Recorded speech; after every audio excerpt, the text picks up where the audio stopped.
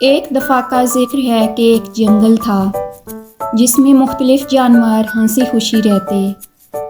اسی جنگل میں ایک بھالو رہتا تھا۔ بھالو اپنی سستی کی وجہ سے جنگل بھر میں نالائق اور نکما مشہور تھا۔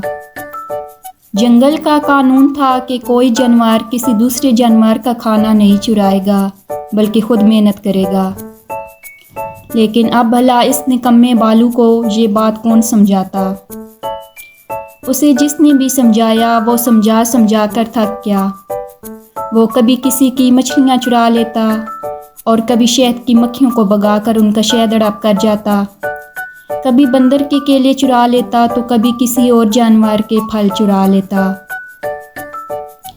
اپنی انہی حرکتوں کی وجہ سے وہ کئی بار پٹ بھی چکا تھا، لیکن اس کو باز آنا تھا نہ آیا۔ ایک دفعہ بھالو کو بھوک لگ گئی۔ بھوک سے بھالو کا برا حال تھا کہ اچانک کسی درخت پر بن بن کی آوازیں سنائی دی۔ اس نے جب اوپر نظر اٹھائی تو اسے شہد کا چھتا نظر آیا۔ اب تو بھالو کے منہ میں پانی بھر آیا۔ اس نے چھلانگ لگائی اور درخت پر چڑھ گیا۔ شہد کی مکھیوں نے جب بھالو کو دیکھا تو وہ ڈر گئیں۔ شہد کی مکھیوں کی ایک رانی ہوتی ہے۔ تمام مکھیاں اپنی رانی کی بات مانتی ہیں۔ رانی نے بھالو سے کہا کہ وہ سارا شہد نہ لے جائے بلکہ جتنی اس کی بھوک ہے صرف اتنا شہد لے لے۔ وہ چاہتا تو شہد کا سارا چھتا لے جاتا، لیکن اس وقت وہ مکھیوں سے لڑنے کے موڈ میں نہیں تھا۔ اسے معلوم تھا کہ شہد کی مکھیوں کا ڈنک بہت خطرناک ہوتا ہے۔ بھالو نے چالاکی سے کہا، ایک شرط پر ایسا کروں گا۔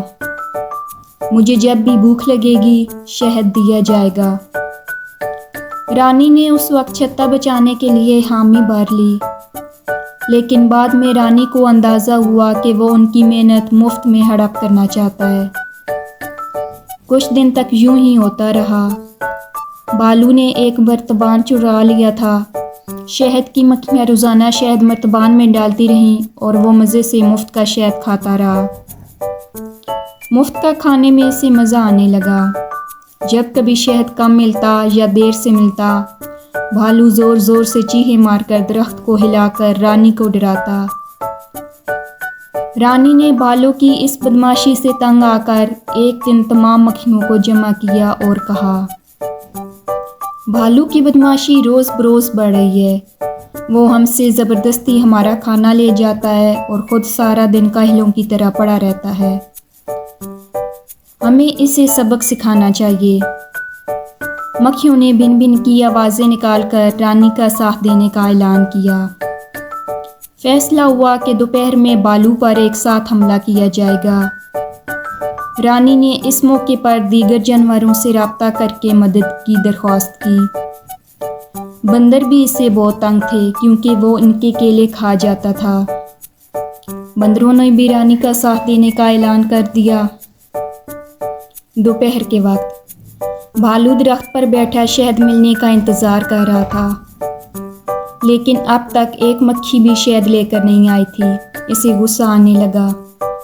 وہ غصے سے چیخا جیسے آج وہ درخت ہی گرا دے گا۔ اچانک اسے ایک مکھی آتی دکھائی دی۔ بھالو اسے برا بھلا کہنے لگا، میں تم سب کو رانی سمیت مار دوں گا۔ بھالو، اب بہت ہو چکا، تمہیں اس بدمعاشی سے باز آنا ہوگا۔ رانی کی آواز آئی، تمہاری اتنی ہمت، مجھے سمجھاؤ، میں تمہیں ابھی بتاتا ہوں۔ کہاں ہو تم؟ سامنے آؤ ڈرپوک رانی۔ ابھی اس نے کہا ہی تھا کہ اسے بہت ساری شہد کی مکھیوں کا شور سنائی دیا۔ اف، یہ کیا کرنے لگے ہیں؟ بھالو کہتے ہوئے پیچھے ہٹنے لگا تو اس کا پیر پھسلا اور وہ درخت سے نیچے گر گیا۔ شہد کی مکھیوں نے اس پر حملہ کر دیا تھا۔ اف، میں مر گیا، آئندہ نہیں کروں گا۔ اف، بچاؤ، کوئی مجھے بچاؤ۔ بھالو چیختے ہوئے بولا، لیکن اب کوئی بچانے والا نہیں تھا۔ دوسری طرف بندروں نے بھی ناریل توڑ توڑ کر مارنا شروع کر دیے۔